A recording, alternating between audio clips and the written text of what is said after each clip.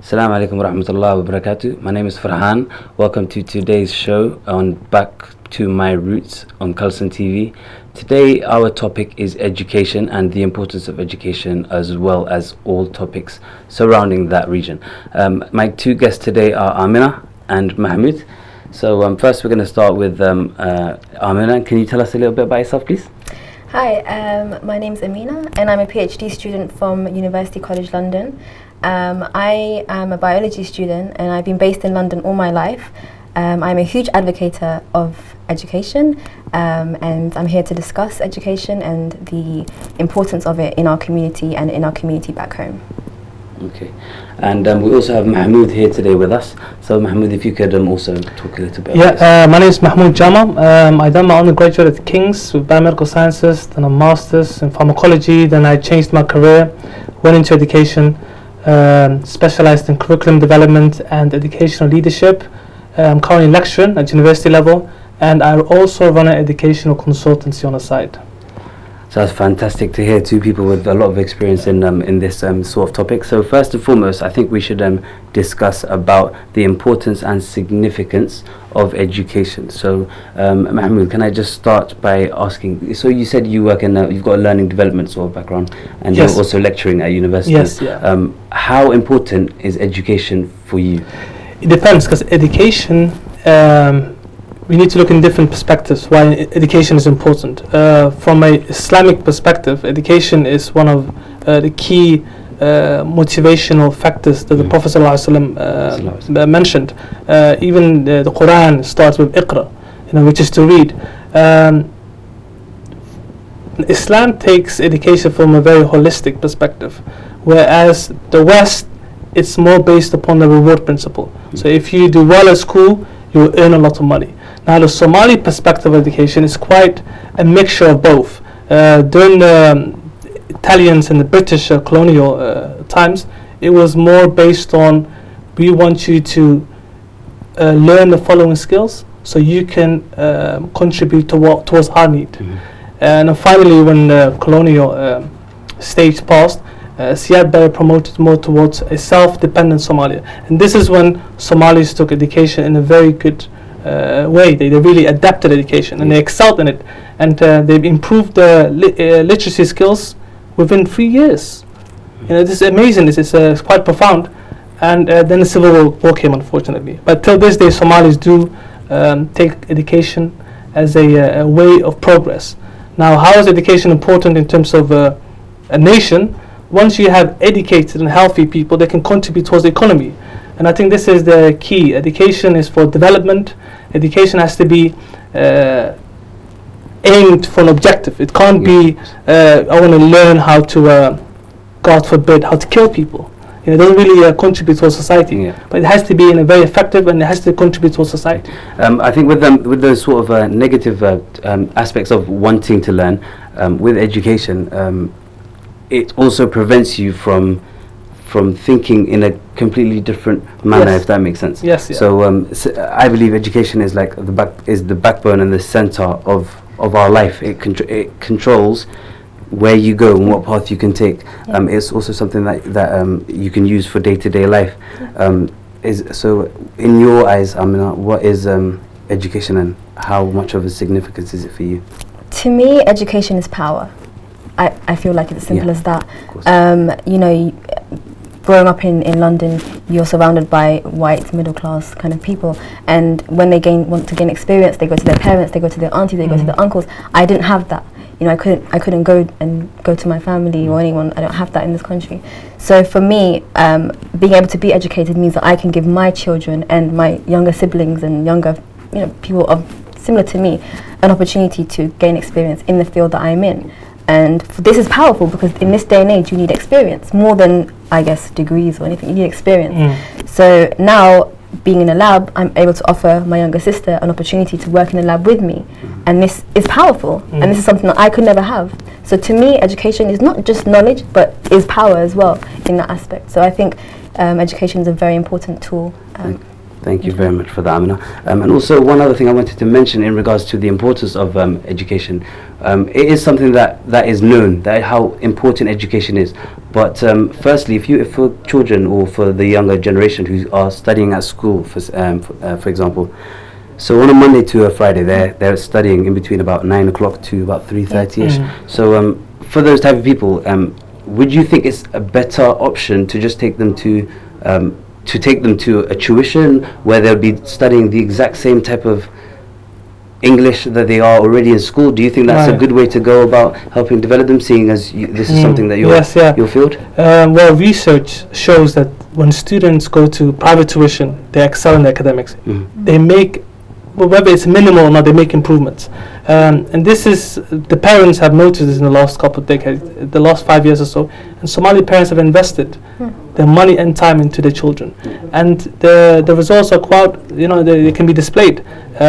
There is a link, a very strong link between private tuition and doing well in exams. Absolutely, I agree with it. Okay. Whether you want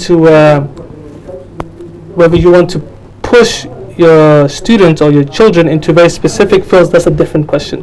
Because if you force your children to be, I want you to be a doctor, I want you to be an engineer, and they might not have the ability from that perspective, there's alternatives for them. And I think Somali parents have to accept, the Somali community have to accept that there's alternatives towards academic education. There's vocational, there's technical courses, and the students can excel in there. Why not? Touching on opportunity now, so the opportunity that there is in terms of education, I know a few people, and there are a few people out there who have gone through university and they've got their degree. However, they're also working in a field, or say for example, they could be working in a supermarket. They're working in something, but it's not on the same career path of what they were studying for. For those type of people, and to avoid being in that situation, do you think what do you think the younger generation can do to prevent that from happening to them? I think this is a big problem that is not talked about very much. It's a huge issue. I think a lot of people graduate with undergraduates, masters, even PhDs, and don't find jobs. I think the key, from my experience, is to gain experience during your degree. Don't just take the route of just getting an education and kind of alienating everything else. Focus on, your degree is your priority, do your exams, but I think at the same time try to do internships, try to do summer studentships. When I was in my summer holidays, I tried to apply to a studentship, and I did that. Some of them are paid even. I would say just email people, just get your name out there, tell people that you're interested in them. And I think that's the key, because when you graduate and you apply for a job, the employer is going to say, okay, you have a degree, good, so has everybody else. What else do you have? Yes.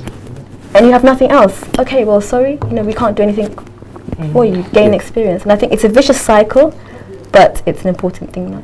Because as you've said, there's loads of people going for that exact same job, so you need to stand out, and studying is the norm now. Trying to go to university is the norm, so you have to always think ahead of the pack to try and get somewhere in life. Having also touched on something like that, in my own personal experiences, I've been an apprentice. I've studied university but didn't complete university, so I wanted to just talk about the opportunities that are out there. So as I wasn't in university, I found an apprenticeship that I could get into. So apprenticeship is something else that's also available to people, because it can take you, it's a stepping stone towards the career that you're going on to. So for myself, I've managed to now get into another completely different job, but a type of job where some people would need a qualification to get into. So apprenticeships and like you said, internships, those are different options available to the society and the young generation of today.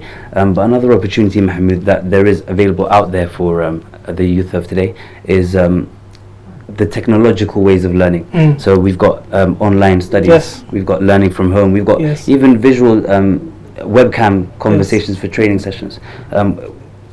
Using technology, how important and what are your opinions, or how helpful is technology in education?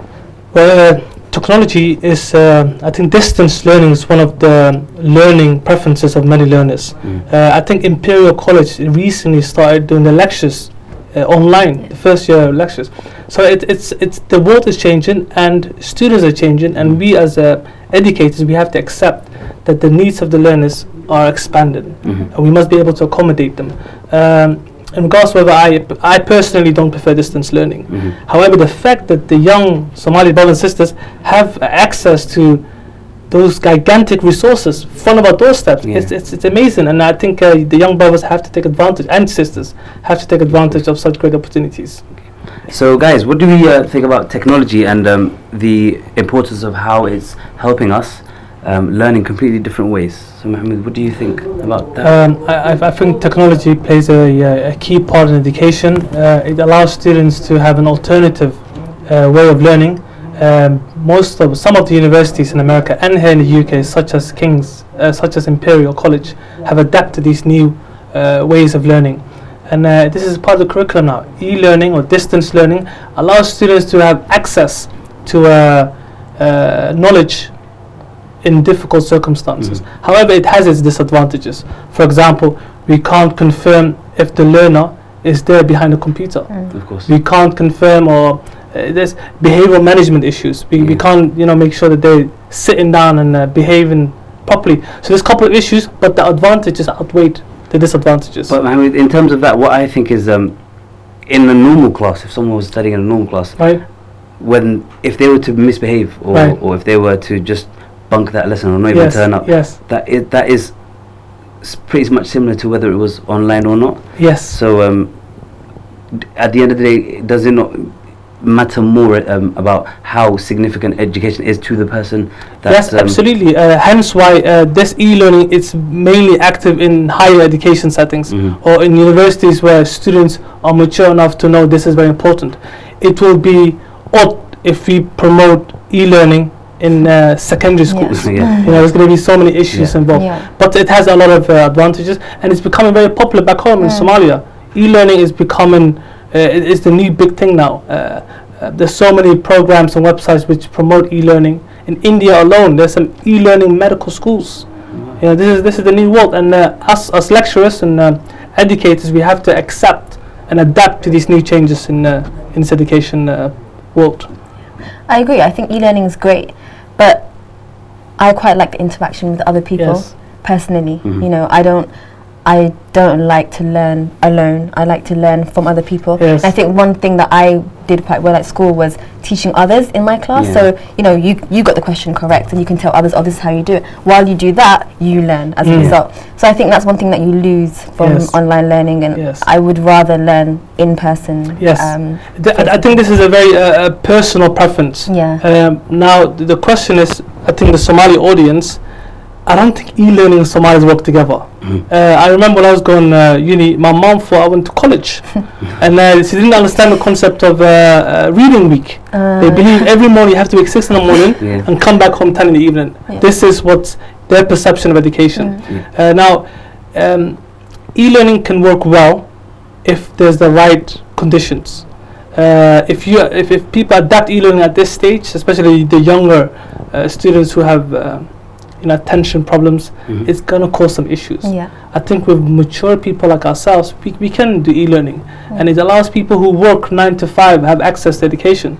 They're able to learn online, so it's a good thing, and it has its issues. I'd like to hear your opinion on this. So do you think, or is e-learning, would that be a possible solution for places back home where, for example, what we do, what is possibly a known fact is back home education is more pushed on and forced on the boys than it is with the girls, and it's a lot more laid back when it comes to the girls. So it's not seen as a necessity, or it's not seen as the most significant thing for them.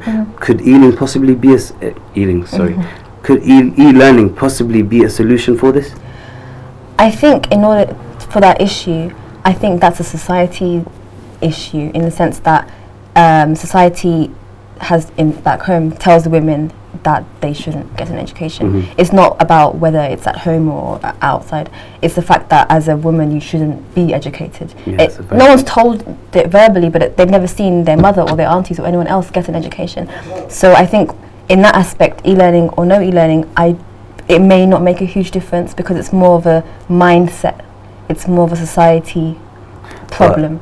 Surely, if first and foremost, I think we both agree, the significance of education has to be the forefront of everyone's minds. Yeah. So if they were given that significance, and if once they've been given that significance and they understand education is a real importance, I think e-learning is something that could happen for us. Yeah. I think it's something. Everywhere you go in the world is becoming much more technological. Everyone's developing, and education itself can't just be studying or being in a school. Yes. Yeah. So that's something it's very interesting that you mentioned, because right now the little project we're running is we're planning to go back home this summer and train the teachers. Yeah. So we're going to be teaching the teachers on how to teach properly, and some of the modules is online. We don't have the resources or the financial budget to stay there for the year, so we have to adapt. And this, I think, as young Somalis or young East Africans who want to contribute back home in the educational establishment, I think e-learning has to be. This is how we can make a change. I mean, if the diaspora is making changes in terms of political changes, they're contributing towards the financial remittances. Why can we not change the education system back home? And I think there's a new start that's happening now where people who are educated are coming back home to contribute. Now, how can we facilitate this process? E-learning is definitely a key way. It's very it's financially allows us to contribute, and we don't have to be fixed back home in a small village. You get it? So we can be in our living room and still contribute back home. I think, but one thing we need to be aware of is back home internet access is not as widespread as it is here. Yes. So if we're talking about e-learning in certain parts of Africa, we're talking about only maybe the elite of that country. Well, is it Ethiopia or Somalia? Because Somalia, it's one of it's in terms of internet access, it's everywhere. It's everywhere. People are topping up, they're paying money for their phones. So the last time I went back to Africa was 5 years ago. All right, 5 years ago. Yes. But you're right. I think we can't assume that everyone has an internet. Not like in London. Yes, and if the learner doesn't have the internet, we're not being inclusive, and it could cause issues. Absolutely, like I agree with that. I agree. But e-learning, I think is going to be the future. I think so. I think it's one thing I think is education, as I just smallly touched on it earlier. Education isn't just something that you study. It's not something that you have to be going to school for. I mean, I wanted you to. This gives you an opportunity to talk a bit about what you do with social media and how you're using that as a platform to educate. So I just started on YouTube. I started a YouTube channel. So I've started just 2 months ago. So I'm pretty new to the scene, but it's growing quite quickly. My main aim of starting my channel was to educate, not to sit there and say, this is what you have to do and this is what you shouldn't do, but just to show people. I think educate through vision, I guess. Show people that you can have a healthy balance between education and between having a social life and maintaining that balance. Because I think a lot of people think that you either have to be dedicated to your work or school or whatever, or you're completely on the other side. And I completely disagree. I mean, I'm doing a PhD, yet if you see my YouTube channel, you'll think that I'm always going out, always. But honestly, it's not the case at all. That's just my spare. I'm in uni 9 to 5 most days, even weekends sometimes. But whenever I have time, I spend that having a social life, and it means that I have a good balance and I don't tire easily. I haven't taken a holiday from uni in I don't know how many, nearly a year now, but I don't feel like it because on the weekends I make sure that I have a social life. So I think that's where social media is quite important, in the sense that I'm trying to show others that you can have that balance, and this is how you can do it in a good way. You don't have to go to clubs and all these places. You can have fun just walking down Tower Bridge or London Bridge, or just go something quite simple, free as well. You don't have to pay anything for it. So I think that's how I'm using my platform to educate, I guess, in that aspect. Very good.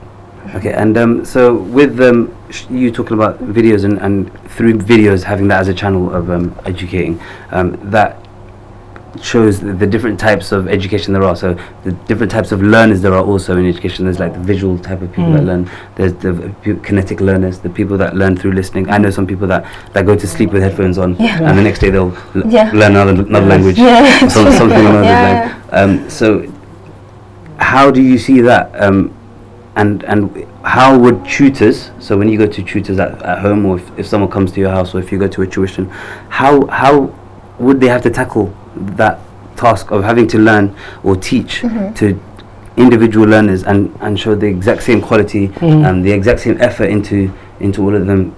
Is because without that, then is there a real need for parents to be paying X amount of money for someone who's not able to teach the different kids, because they've all got different way of learning? Yeah, I think it's very individual. I mean, I learn in one way. I learn in a mixture of ways, actually. I don't just learn from listening, I can learn from seeing and other things.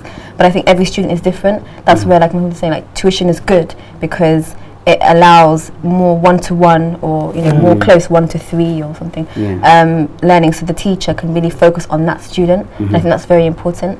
Whereas in the classroom in London, there's 30 kids in one class. There's no way that a teacher can speak to every single child. There's 1 hour of lesson, there's 30 kids, most 2 minutes per child. So I think tuition in that aspect is good, but I think that parents shouldn't be pressurized into it. Pressurized into thinking that my child needs to go to tuition to get this grade, because you don't. I didn't go to tuition. I didn't go to tuition at all. I just learned at school, and my school wasn't the best school as well. It was not that great. In East London, it wasn't a great school. Like 10 years ago, it wasn't that good. So I think now I would say that schools, especially in London, are very good on the whole. A lot of them are now academies, and a lot of them are pretty good schools. So I would definitely recommend parents, especially, push your child in school more than outside of school. I think in school they have enough education time, but make sure that they're doing their homework and they're getting extracurricular things in. But every child is different. I think that's the key. No two children learn in the same way. That's, I think, important. So in your lecturing, Mohammed, if you could just talk to us a little bit about your lecturing and what you've experienced in terms of how education is received by the people you've been lecturing. The sister here mentioned a very, very good point, and she talked about different learning preferences.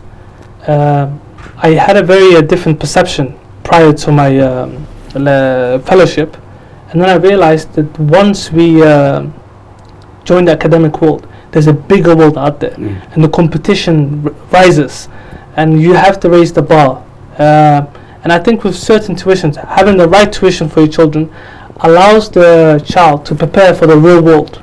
Because you could be a Somali guy from East London doing well amongst your peers, but from a national perspective, you're a nobody, So and this is, you realize once you go towards when you enter red brick universities and you start excelling in your career, and then you realize, wow, I'm more of an Eton student, and he has amazing resources. He has parents who are able to support him in his progress. And I think Somalis recently started joining this trend, even East Africans, and it's good. However, as the sister mentioned, it needs to be done properly. You can't just pay money for the students and expect change. The tuition centers have to do it properly. There needs to be curriculum in place. It needs to have the right syllabus for the right, because I've seen so many Somali students.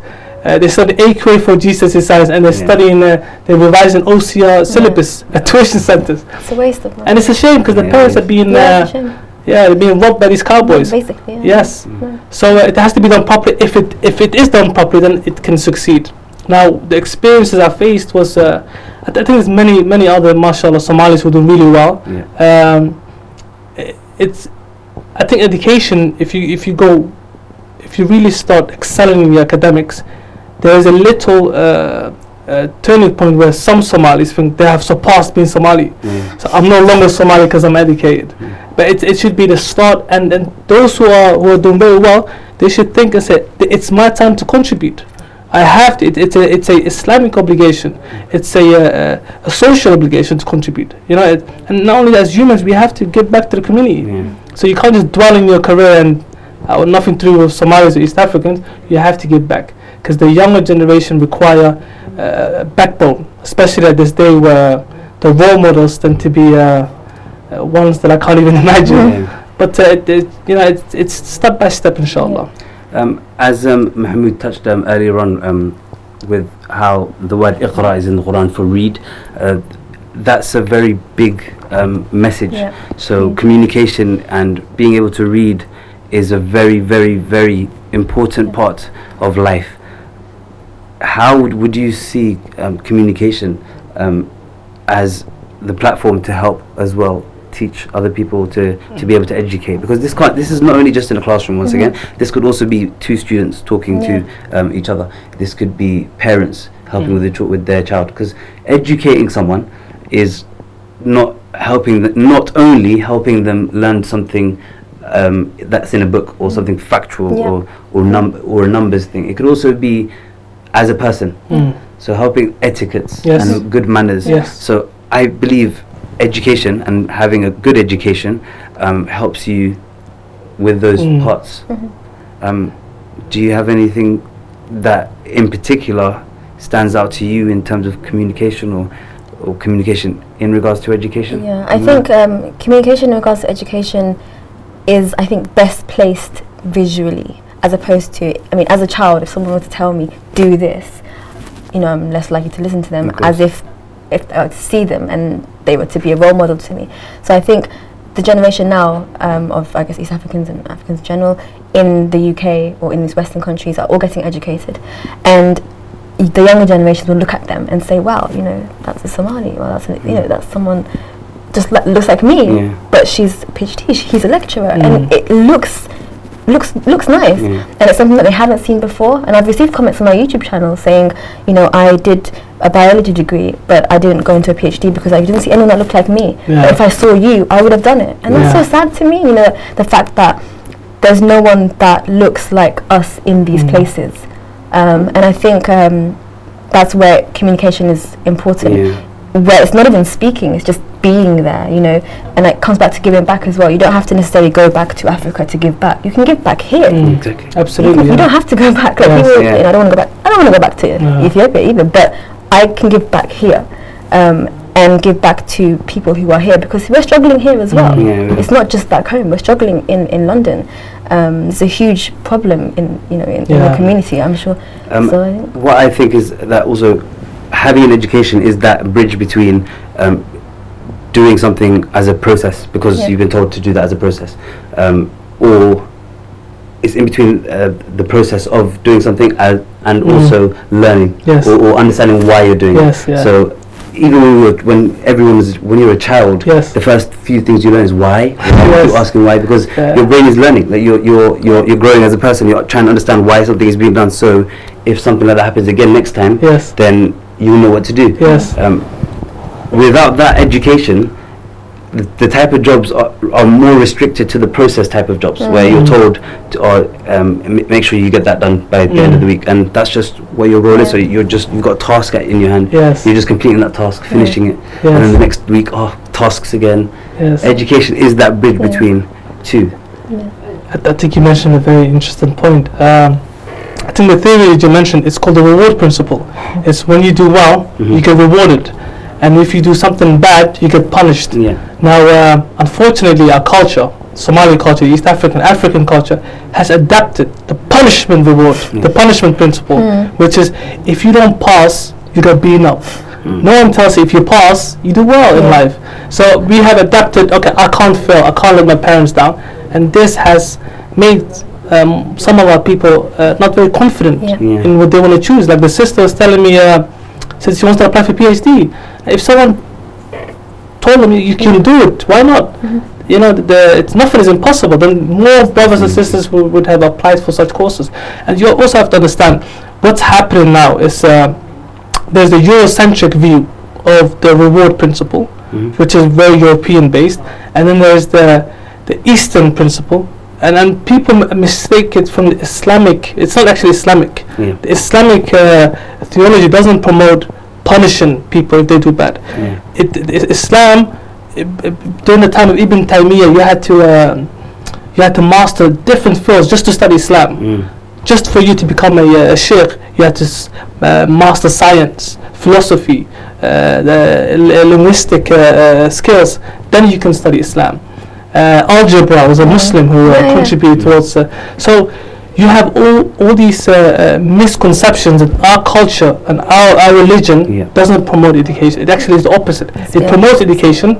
Now it's for us to make sure to differentiate between the punishment and the reward. Yeah. And us Somalis, we have to reward those who do well, not just punish those who do bad. Yeah. Yes, there are many brothers and sisters in prison, but there's a lot of good brothers and sisters doing well. Yeah. The sisters say right here is a PhD candidate. So you could always focus on the negative, and that won't course. that Yes, won't yeah, save you. And absolutely, it's about- absolutely, it's about, yeah. okay, that is that way now, but it's about trying to improve on it, trying to better yourself, better your community. Yes. Helping your siblings. Yes. It could be a bunch of school kids on the bus, and you see them Yes. they're doing something wrong. Even the way they're speaking to someone, Yes. just by communicating or telling them, listen, that's not the right thing to do. That will help you, because if we understand that we're in the United Kingdom, so we are a representation of our people. Yes. And even though, in my opinion, presentation or perception of from others to yourself shouldn't be the main thing of yourself, because Yes. what matters to you should be how happy you are Yes. in yourself.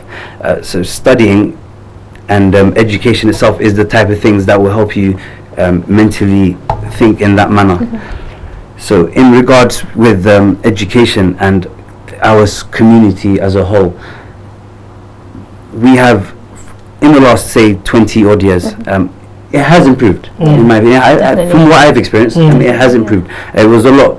The younger I was, a lot of the people around us were doing completely different things. Yes, It was all, it's the only thing they knew, because that's the only thing they watched as well on TV. Yeah. Because TV is a big Yes. place where people study and Yes, get yes. educated from. But over the past 16 to 20 years, I would say, it has improved a lot. And Mohammed, as you said, it means that Somali families have gone more towards putting their kids through schools, Yes. not just staying at home, Yes. playing PlayStation or Yes, any yeah. console all day, every day. Yes. Not seeing studying and seeing school as work, because some children nowadays see studying as work. So I've got to go Monday to Friday to study, even though you finish earlier. But having that mindset, I think if you have education within you and you know the importance of education, you won't just go into that school because your mum's told you to go to that school. You'd want to go because you want to learn. Yes, You want to yes. know more.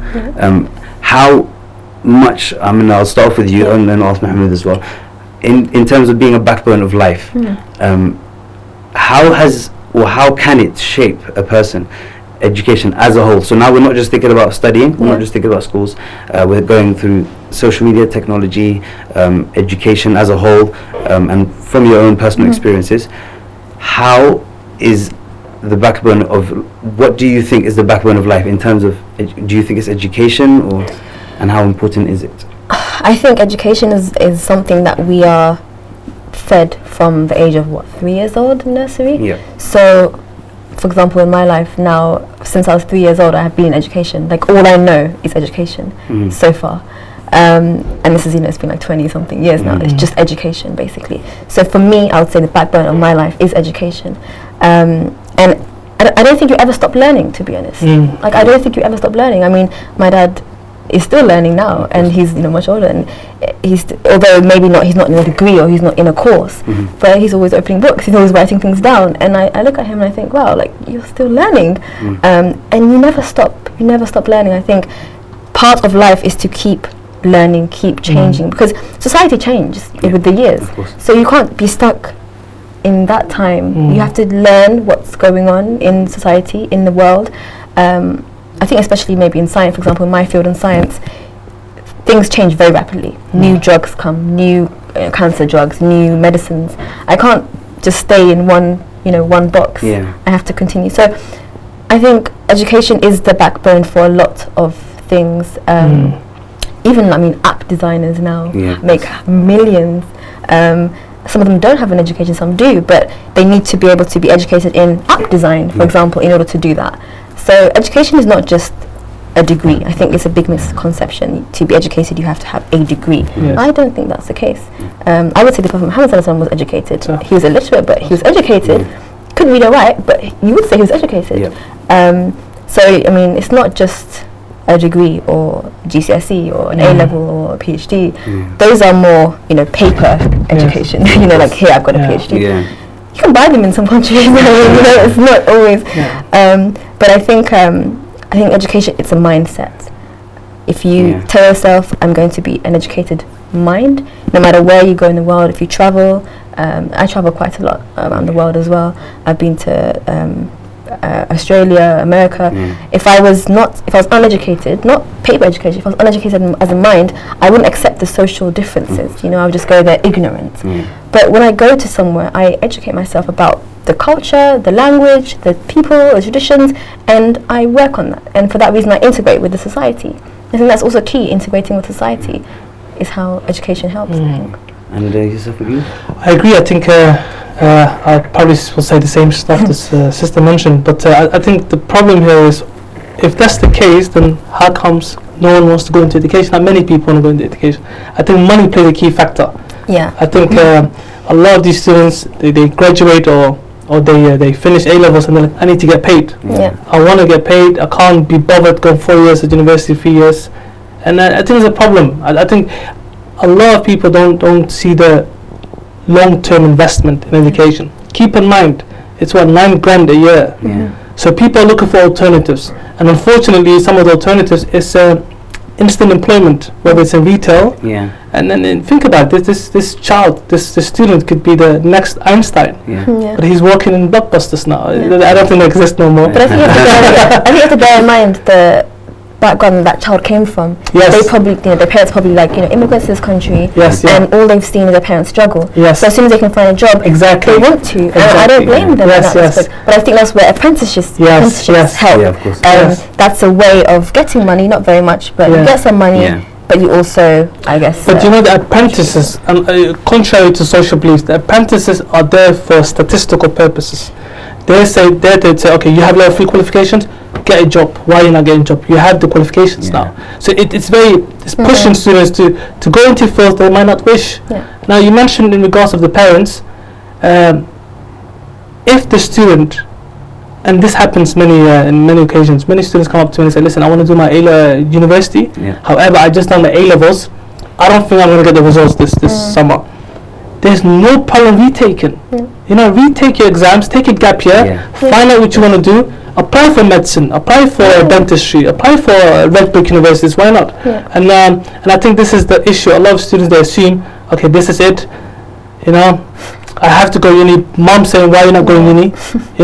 So it's a problem, but I think the solution to the problem is, my advice to the youngsters who are watching is, make sure you pick what you're good at, stick to it. Find an alternative, do your research, make sure you know your surroundings. A lot of universities do widening participation schemes. They're looking for young, talented brothers and sisters from the ghettos, as you call it, who are the first applicants to university. And they're promoted. You actually get special grants. They assist you. So I don't believe the whole notion that if you're from certain areas of London, that you shouldn't go to university. I think that just goes to show you that education is there for you. Because studying at one of the top universities is there for you. It's not necessarily something that, because I know that the people, our Somali people and people probably from East Africa as well, would think, I'm not going to that university. Why? Because I don't fit in. Because I don't fit in. That's not my people. It's not about fitting in. You will never fit in anywhere instantly. But if you're brought up well, and if you're educated and you have the right principles, then you'll be able to fit in anywhere. Absolutely. If that makes sense. How would you see, and what would your messages be to the younger generation out there in terms of education as a whole, its importance, and why and how they can push themselves further?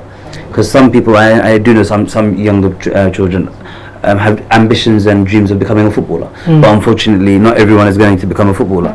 Some people have ambitions, or their mom and dad have told them, become a doctor, become a businessman, become a nurse.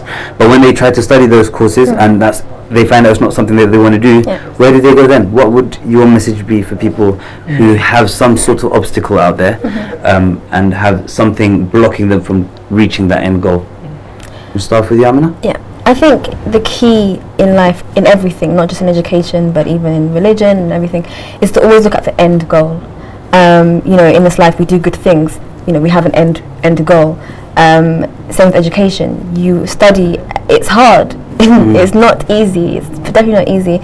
But at the end you're going to have an educated person. You're going to make your parents proud. Mm-hmm. You're going to help the next generation. Your children will reap the rewards of you getting that education. Yeah. And you've also proved to the people that said you can't do it that you did it. Mm-hmm. You know, Yeah. You beat all the odds and you got the education. And I think the key is always to remember that education is inclusive. It's for everybody. Yeah. I think people forget. I can't go to. I wanted to go to Cambridge and Oxford when I was applying, but no one told me to apply. I just I thought.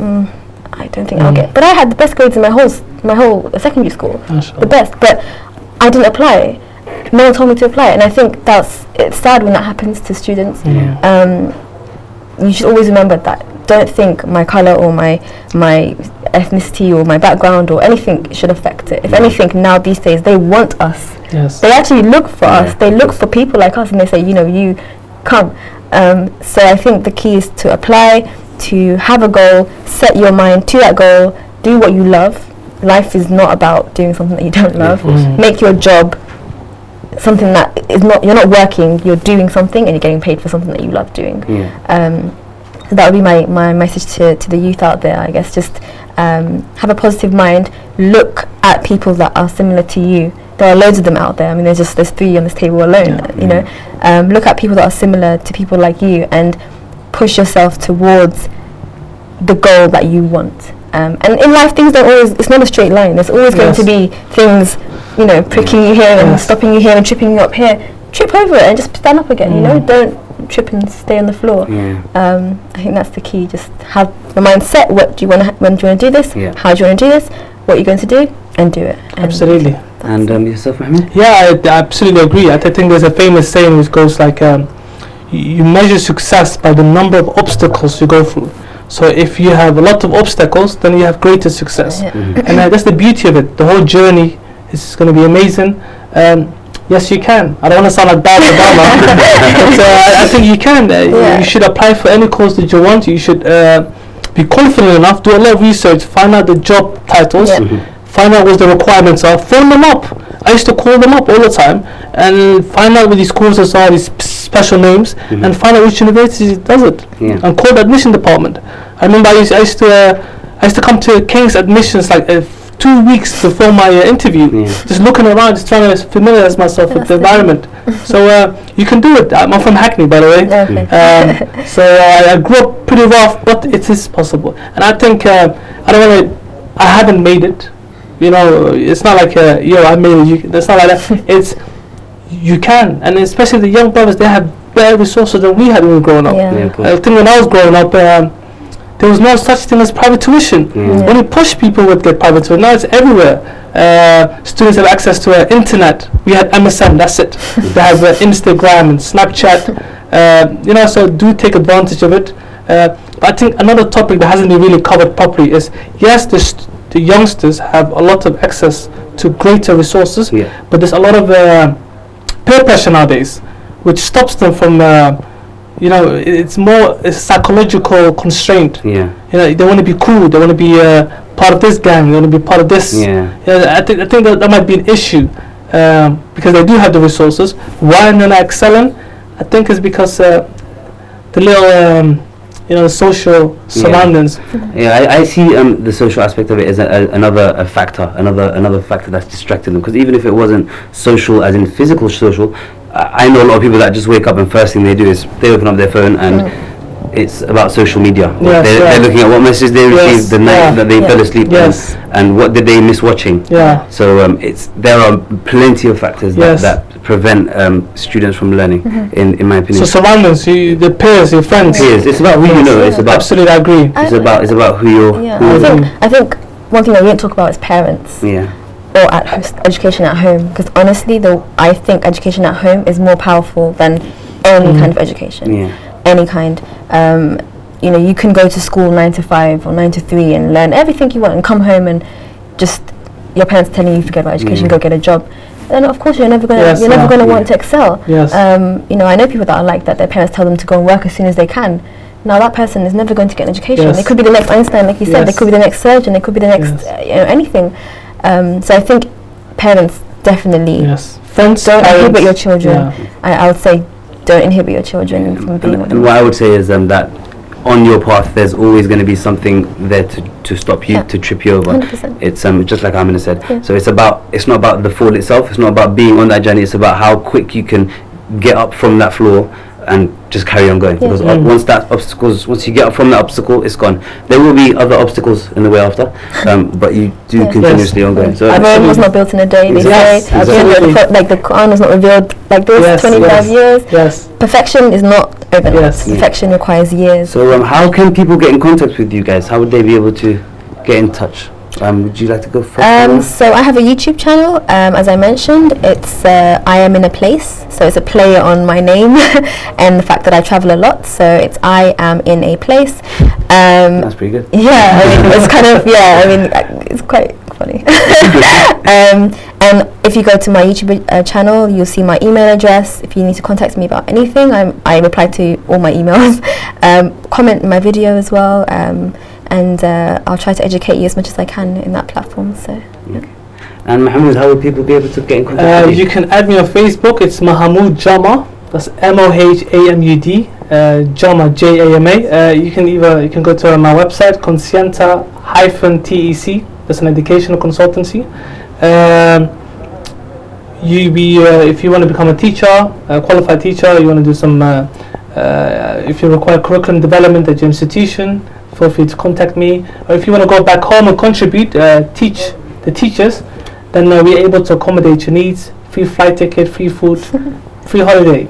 Can I come? Yes, you can. Absolutely. PhD candidate. Also, if you wanted to contact us, back to my roots, the email address would be youthforthought@gmail.com. So that's youth, YOUTH, for and thought @gmail.com. And also, if you wanted to follow us on Facebook or like our page, it's Youth for Thought. So that's YOUTH for youth, FOR for four, and thought. So I'm spelling for you guys as well. We're learning something new.